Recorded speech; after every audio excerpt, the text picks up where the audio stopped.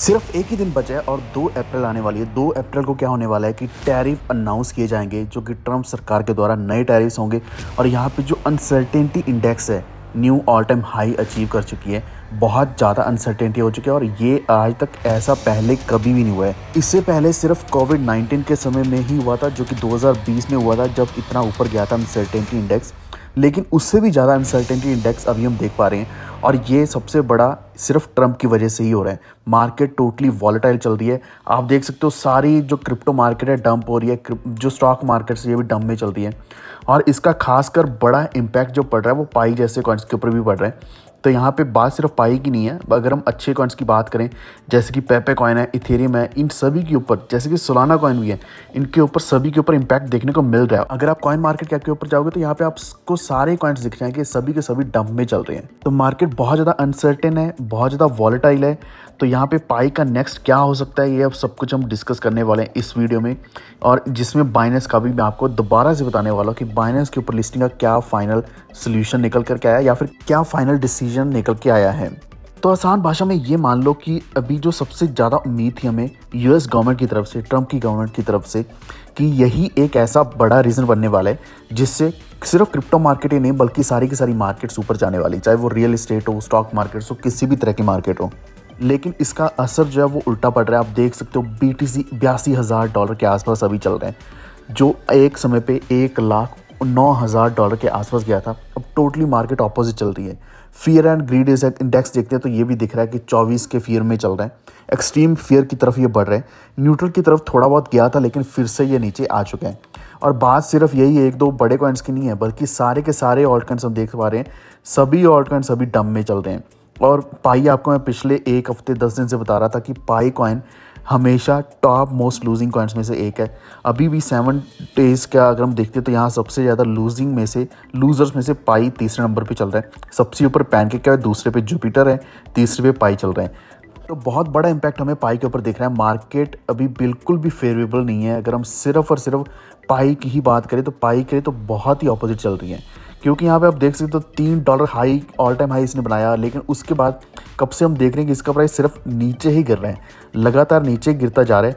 ये एक बार भी ऊपर नहीं गया है। और अभी हालात ये हो चुके हैं कि पाई का प्राइस 70 सेंट के आसपास आ गिरा है, जो कि बहुत ही नीचे, वन ऑफ द लोएस्ट हम ऑलरेडी देख पा रहे हैं कि इतना ज़्यादा नीचे आ चुके हैं। तो पहले मैंने आपको सजेस्ट किया था कि आपको एक सही प्राइस मिल सकता है बाय करने का, जैसे कि अभी 70 सेंट दिखा रहा है, तो ये भी एक बहुत लो आ रहा है, बिल्कुल लो आ रहा है। इससे पहले मैंने $1 बताया था, 80 सेंट, 90 सेंट। ये हमेशा मैं आपको ये सेम चीज़ बताता हूँ कि जब भी प्राइस नीचे गिरता है, आपने एक चीज़ का ज़रूर ध्यान रखना है कि प्राइस वही एक लोएस्ट प्राइस नहीं है। वहाँ पे क्वांटिटी जब भी बाय करनी है वो कुछ ही परसेंटेज बाय करनी है। ऐसा नहीं कि पूरा पैसा आपने उसी समय लगा देना है, क्योंकि ऑल टाइम लो अभी हम देख पा रहे हैं ये 68 सेंट के आसपास गया था, यानी कि 70 सेंट से नीचे गया है।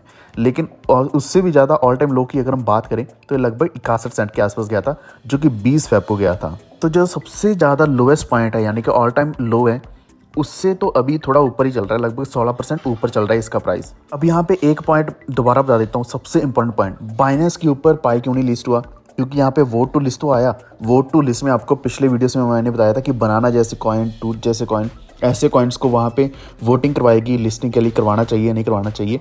तो उनकी वोटिंग में येस हुआ तो उनको लिस्ट भी कर देगा। लेकिन पाई को टोटली एक्सक्लूड ही कर दिया गया था इस वोट टू लिस्ट से।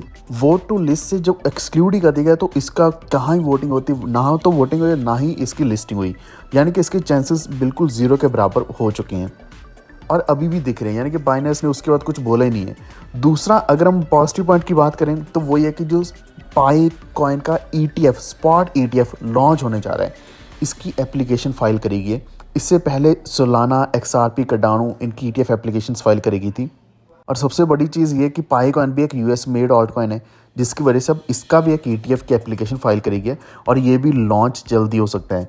ये एक सबसे बड़ी चीज़ होने वाली है US की क्रिप्टो मार्केट में। जब पाई कॉइन का ETF आएगा तो इसमें बहुत बड़ी इन्वेस्टमेंट्स आने वाली हैं। लेकिन इस वक्त मार्केट में जो बुरा टाइम चल रहा है वो आपको ऑलरेडी बता चुका हूँ वीडियो के बिल्कुल स्टार्टिंग में। ये economic policy uncertainty index knew all time high बना चुका है और ये अगर हम समय देख रहे हैं तो लगभग 1980 से लेकर अभी तक चल रहा है। 1987 से ले लो, ऐसा मान लो कि लगभग 40 साल के समय के अंदर सबसे ज़्यादा हाईएस्ट गया है। और 2 अप्रैल वेडनेसडे को ट्रंप दोबारा अनाउंस करने वाले हैं नए टैरिफ्स, और उससे अभी मार्केट में और भी ज़्यादा वॉलेटिलिटी बढ़ चुकी है, और भी ज़्यादा डर का माहौल पैदा हो चुका है कि क्या बनेगा, सिर्फ क्रिप्टो का नहीं बल्कि सारी की सारी मार्केट्स का। क्योंकि यहाँ पे जो एक्चुअल में ट्रेडिंग होती है, जैसे कि गुड्स की ट्रेडिंग होती है, सर्विसेज की ट्रेडिंग होती है, उनके ऊपर टैरिफ बहुत ज़्यादा लगेगा। अब दूसरा एक और पॉजिटिव पॉइंट है, वो ये है कि जो र्यूमर्स अभी हम सुनने को मिल रहे हैं कि पाई नेटवर्क पार्टनर करने वाला है स्टेलर के साथ। स्टेलर आपको पता ही होगा कि स्टेलर खुद एक जिनका XLM कॉइन है, तो स्टेलर ब्लॉकचेन के साथ इनकी पार्टनरशिप होगी, जिससे क्या है कि ये अपनी ट्रांजैक्शंस को और भी ज़्यादा कॉस्ट इफेक्टिव बनाने वाले हैं जब भी कोई मनी ट्रांसफ़र होगा। तो जैसे कि रिपल ब्लॉकचेन यूज़ करी जाती है, जैसे कि जिनका XRP है, वैसे ही ये रिपल का एक बहुत बड़ा राइवल है, बहुत बड़ा कंपटीटर है स्टेलर। तो स्टेलर भी one of the biggest blockchain है। इसका अगर आप कॉइन भी देखोगे तो ये one of the top most coins में ही रहता है, most of the time top में ही रहता है जब भी XRP अच्छा चलता है। तो आप इसको XLM को भी देख पाओगे अगर आप कॉइन मार्केट कैप के ऊपर जाते हो, यहाँ पे सर्च करोगे XLM आपको ऊपर ही दिख जाएगा, या फिर स्टेलर के नाम से आपको ये कॉइन ऊपर ही दिख जाएगा। हालांकि ऊपर नीचे चलता रहता है, लेकिन ये कॉइन ये भी वन ऑफ द बेस्ट है। इस वक्त करंटली भी ये 14 के आसपास चल रहा है, 14 पोजीशन चल रहा है स्टेलर XLM। और अगर हम XRP देखें तो वो तो 4th पोजीशन के आसपास चल रहा है, क्योंकि इथेरियम के बाद यहाँ पे टेथर आ जाता है जो कि स्टेबल कॉइन है, उसके बाद XRP आता है। तो आप देख सकते हैं इतनी बड़ी पार्टनरशिप है, जिसकी वजह से यहाँ से हम एक बड़ा पंप एक्सपेक्ट कर सकते हैं स्टेलर की वजह से पाई नेटवर्क में। तो ये एक बात सामने पहले ही आ चुकी थी कि several nodes and super nodes test किए गए हैं पाई स्टेबल कॉइन के स्टेलर मेननेट एनवायरनमेंट के ऊपर, कोई भी बग्स फाउंड नहीं हुए हैं, टेस्टिंग सक्सेसफुल हो चुकी है। तो ये एक बहुत बड़ी पॉसिबिलिटी बन रही है कि बहुत ही जल्द स्टेलर के ऊपर पाई को ट्रांजैक्ट किया जाएगा।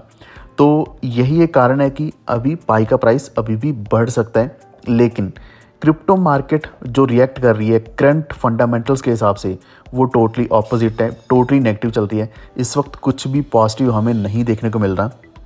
और एक चीज़ यहाँ पे देखो कि पाई कॉइन का ऐसा नहीं कि सबसे पहला स्टेलर के साथ हुआ है, इससे पहले इसकी इंटीग्रेशन टेलीग्राम नेटवर्क के साथ भी हुई थी, यानी कि जो टॉन नेटवर्क है उसके ऊपर भी हुआ था। यानी कि लगातार इसकी जो पार्टनरशिप्स हैं वो तो लगातार बढ़ती जा रही हैं। जो अच्छी चीज़ें और एक्सपेक्ट कर रहे थे कि बड़ी एक्सचेंजेस के ऊपर कॉइनबेस जैसी या फिर बाइनेंस के ऊपर इसकी लिस्टिंग होगी, वो हमें नहीं देखने को मिला। तो अभी हमें वेट करना पड़ेगा, 1-2 दिन का समय है। हो सकता है कि कुछ पॉजिटिव निकल के आए, हो सकता है कि ट्रंप कुछ पॉजिटिव बता दें, पूरे वर्ल्ड की मार्केट्स बेटर भी हो सकती हैं, क्योंकि ऐसा ऑपोजिट ही होता है।